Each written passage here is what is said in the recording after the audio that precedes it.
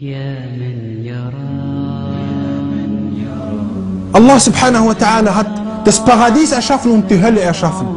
Das Paradies ist die logische Konsequenz für diejenigen, die Allahs Befehle befolgt sind. Für diejenigen, die das gemacht haben, was Allah subhanahu wa ta'ala von ihnen verlangt hat. Und die Hölle ist die logische Konsequenz für diejenigen, die gesündigt haben und für diejenigen, die nicht Allahs Befehle befolgt sind. Allah subhanahu wa ta'ala hat, liebe Geschwister, diese Hölle erschaffen, um wie gesagt, diese Leute zu bestrafen. Das Essen in der Hölle ist Feuer, liebe Geschwister. Das Trinken ist Feuer. Alles in ihr ist Feuer, liebe Geschwister. Wir müssen uns das vorstellen. Wir müssen uns immer diese Bilder durch den Kopf gehen lassen. Wenn jemand von uns eine Sünde begehen will, der Shaitan hat ihn dazu gebracht, eine Sünde zu begehen. Er steht davor, Sinne zu machen. Er soll sich vorstellen, wie Feuer unter ihm brennen wird. Und dann soll er denken, soll er sich überlegen, kann ich das aushalten? Wenn er das aushalten kann, soll er diese Sünde machen. Wenn jemand klauen will, soll er denken, dass er verbrannt wird, dass er bestraft wird. Liebe Geschwister, die niedrigste Strafe im Höllenfeuer, waliyadu billah, hat jemand. Wer ist derjenige, der Schuhe trägt? Der Schuhe trägt, von diesen Schuhen glüht sein Gehirn. Stellt euch diese Strafe vor. Das ist derjenige, der am niedrigsten bestraft wird. Können wir das aushalten? Liebe Geschwister, das ist eine Strafe für immer und Ewigkeit.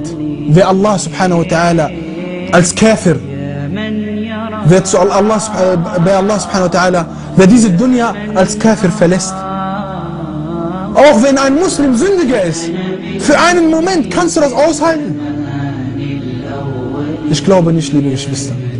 Jemand, der mit einem reinen Gedächtnis und einem sauberen Gedächtnis überlegt, kommt sicher zu diesem Entschluss, dass er das nicht aushalten wird. Deine Haut, wenn sie verbrannt wird, es ist nicht vorbei damit, lieber Bruder, liebe Schwester. Du bekommst eine neue Haut, damit die wieder verbrannt wird, damit du die Schmerzen spürst. Und das immer wieder, das immer wieder. Dein Trinken wird Eiter sein. Dein Essen wird der Baum Zakum sein. Der wird beschrieben im Koran, wie die Köpfe, wie die Stacheldrähte wie die Köpfe von Shayatin. Das ist das Essen, das ist das Trinken. Wir müssen uns diese Sachen, diese Beschreibungen der Hölle durch den Kopf gehen lassen und uns immer damit erinnern. Und immer, bevor man eine Sünde begehen will und der Shaitan, die diese Sünde schmackhaft macht und sagt, das ist schön, das macht Spaß. Wenn du die Zigarette in der Hand hältst, wenn du Drogen verkaufst, wenn du klaust, wenn du lügst, wenn du alles diese Sünden machen willst, denk an die Hölle. Denk an die Hölle. Denk an Allah subhanahu wa ta'ala. Denk an den Allmächtigen, deinen Schöpfer subhanahu wa ta'ala. Und guck, ob du das aushalten kannst. Liebe Geschwister, all diese Schmerzen, all dieser Leid, den diese Leute ertragen müssen, den die Höllenbewohner ertragen müssen, all diese Schmerzen, die sie ertragen müssen, all dieses Elend, die sie ertragen müssen, wisst ihr, was das Schlimmste ist? Wenn sie dort sind, überlegen sie und fangen die an zu denken, aber es ist zu spät. In diesem Moment gibt es kein Zurück mehr. Dann fangen die an zu überlegen und zu sagen, oh, das waren 2 Minuten vielleicht, die ich gebracht habe ins Sinne. Ein kurzer Moment, der schön war. Und was habe ich dafür? Jetzt werde ich dafür bestraft. Die Ungläubigen, Al-Kuffar, werden dann überlegen und denken, boah, das war nur ein Moment von 60 Jahren, denen ich Allahs wirklich gefolgt bin. Von 80 Jahren, von 100 Jahren, denen ich Allah subhanahu wa ta'ala, meinen Schöpfer, geleugnet habe. Und jetzt sitze ich für immer und ewig. Kein Ende. kein Ende in Sicht, für immer und ewig im Höllenfeuer, werde ich verbrannt, bestraft.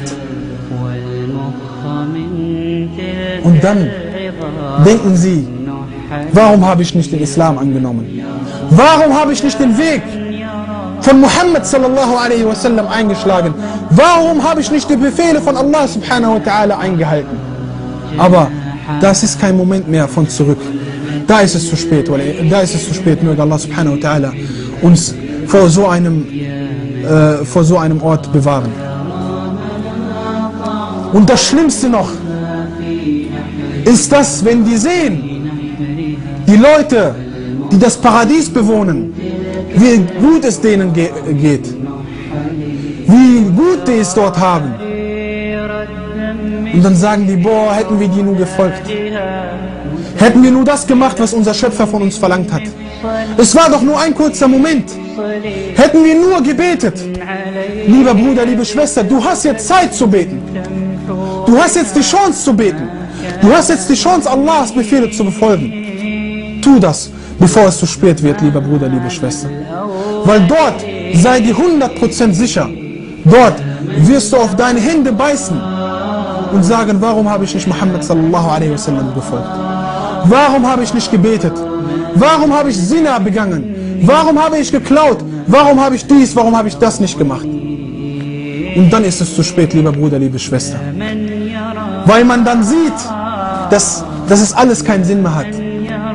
Es ist zu spät. Du hast verloren. Deswegen erwähnt Allah subhanahu wa ta'ala immer wieder im Koran, das sind die wahren Verlierer. Das sind die wahren Verlierer. Weil Allah subhanahu wa ta'ala ist adil. Allah subhanahu wa ta'ala gibt jedem, was der verdient. Möge Allah subhanahu wa ta'ala uns als Muslime sterben lassen, liebe Geschwister, uns auf La ilaha illallah Muhammadur Rasulullah sallallahu alaihi wasallam sterben lassen. Lieber Bruder, liebe Schwester, nütze dein Leben dafür, für Al-Akhirah, für das ewige Leben. Arbeite hier in diesem Leben, damit es dir dort besser gehen wird. Arbeite hier, nutze diese Chance, nutze deine Kraft, nutze deine Jugend für Allah subhanahu wa ta'ala. Und es ist eine Chance für jeden von uns, liebe Brüder, liebe Schwester, nochmal eine Reue zu machen. At-Tawba, Allah subhanahu wa ta'ala. Subhanallah, liebe Geschwister. Allah subhanahu wa ta'ala, unser Schöpfer, der allmächtige Herr subhanahu wa ta'ala. Wir sündigen ihn Tag und Nacht. Und dabei ruft er uns immer wieder auf. Immer wieder ruft er uns auf. Oh meine Diener, kommt zu mir zurück.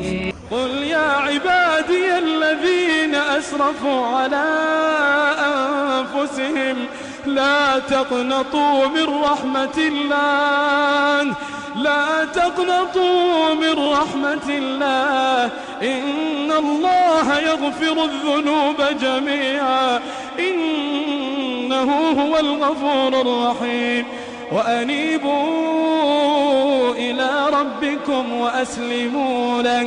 وأسلموا له من قبل أن يأتيكم